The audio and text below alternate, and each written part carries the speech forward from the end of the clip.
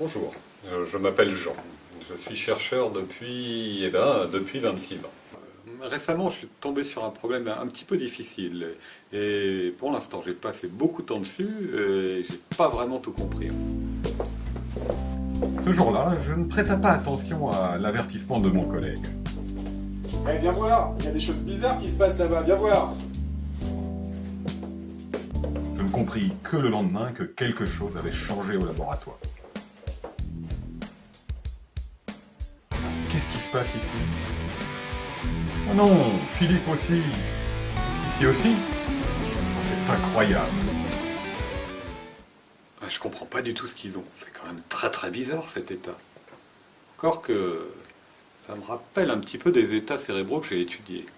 Faudrait creuser la question. Mais avec qui? Ah, je sais. Je vais prendre un doctorant.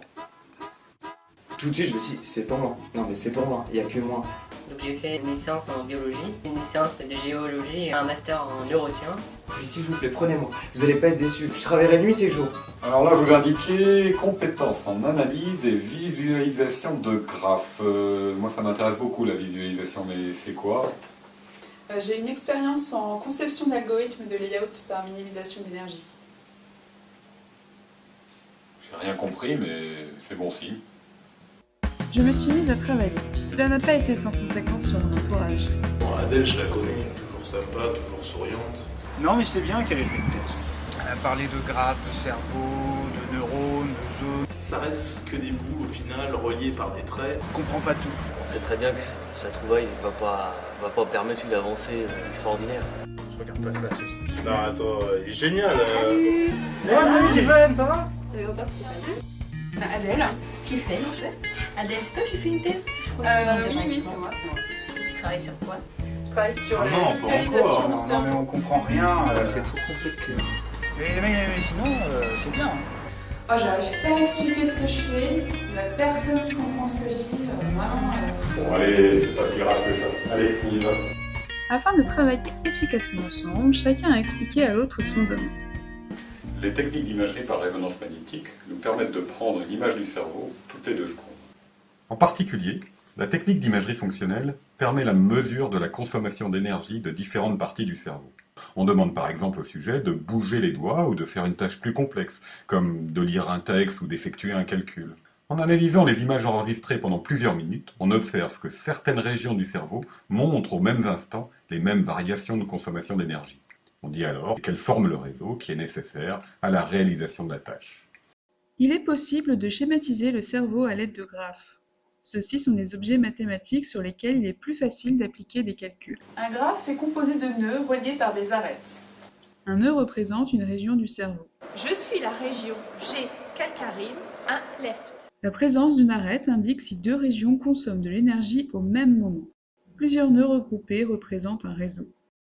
Mes collègues sont dans un état cérébral très étrange. Je vais leur faire passer un examen d'imagerie fonctionnelle pour comprendre ce dont ils retournent. Ok, mais d'abord il faut finir de tout expliquer au public. Pour ça, nous allons retourner au 3 avril et prendre Jean comme exemple. Souvenez-vous, il est absorbé par sa réflexion. Pourquoi cet exemple? Et pourquoi pas? En prenant la mesure du cerveau de Jean, nous obtenons ce graphe. Je vais appliquer sur le graphe un algorithme qui va calculer et mettre en évidence les réseaux présents dans le cerveau. Lançons cet algorithme. Les nœuds commencent à se déplacer et certains se rapprochent au fur et à mesure. Une fois le calcul terminé, nous observons la mise en évidence d'un réseau de régions du cerveau. Ce réseau est connu, on l'appelle le réseau intrinsèque. Jean, en pleine réflexion, était focalisé sur son activité intérieure. C'est pour ça qu'il n'a pas entendu son collègue. Bon, pendant que tu discutais, j'ai fait passer l'examen à Pierre. J'ai obtenu une image fonctionnelle de son cerveau. La voilà. Appliquons de nouveau l'algorithme. Cette fois-ci également, un réseau de nœuds apparaît. Mais si nous prêtons attention aux nœuds mis en évidence avec l'exemple de Jean, nous nous apercevons que ce n'est pas du tout le même réseau. Le groupe de nœuds bleus représente les régions qui forment le système extrinsèque. Les chercheurs du laboratoire sont focalisés sur leur environnement extérieur, ce qui les empêche de réfléchir. C'était donc ça. Je savais que leur état me disait quelque chose. En temps normal, le cerveau humain oscille en permanence entre le réseau extrinsèque et le réseau intrinsèque. Nous avons réussi. Jean, maintenant que tu as compris la raison du comportement des chercheurs du laboratoire, qu'est-ce que tu vas faire?